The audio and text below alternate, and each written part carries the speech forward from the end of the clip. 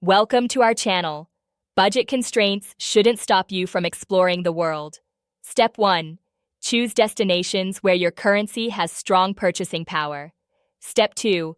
Travel during shoulder or off-season for lower prices on everything. Step 3. Use budget airlines and be flexible with dates for the cheapest fares. Step 4. Stay in hostels, guest houses, or use home-sharing platforms for affordable accommodation. Step 5. Cook your own meals when possible by staying places with kitchen access. Step 6. Use free walking tours and explore destinations on foot.